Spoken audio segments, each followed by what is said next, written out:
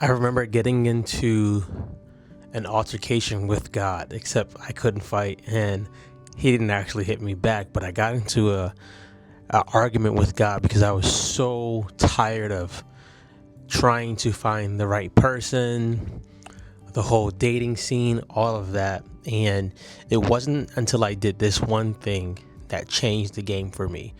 And that one thing was I surrendered to the season that I was currently in.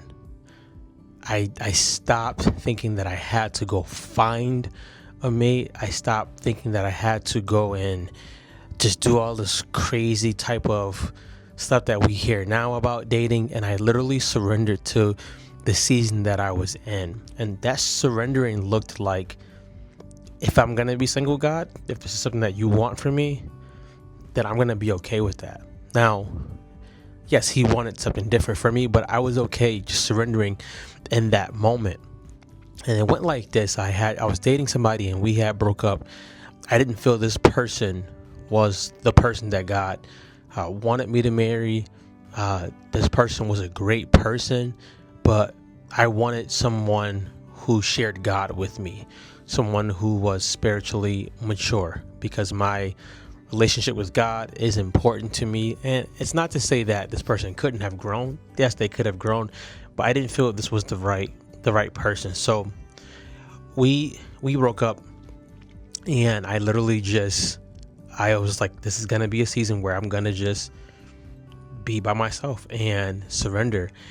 And it wasn't until then, it was almost as if, like, when I said I'm going to surrender to this season and whatever I need to learn and grasp, I'm going to grasp it, I'm going to learn it, that my wife came into my life. Now, I had known her for about maybe like 10 years. There was no relation between us. There was no calling. It was nothing. We just knew of each other. And I can remember we ended up somehow exchanging some words, and we went out to play pool.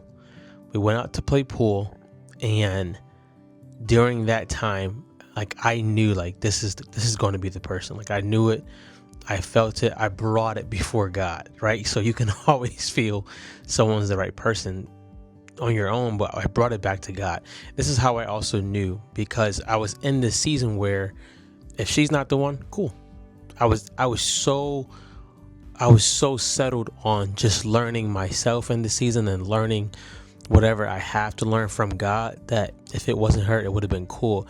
And I think sometimes you have to be reminded of that. We usually want to chase and glorify the next season, all of us, so much that we can forget that there's something in this season now that you need for the next season, right? My wife tells a story about she had to finish writing a book for the next season. Of course, throughout the marriage and the years, you learn, you grow, you go through things, you suffer, you rejoice. There are things that you go through, but you have to become comfortable in the season you're in. And when I say comfortable, I don't mean like you're becoming lazy.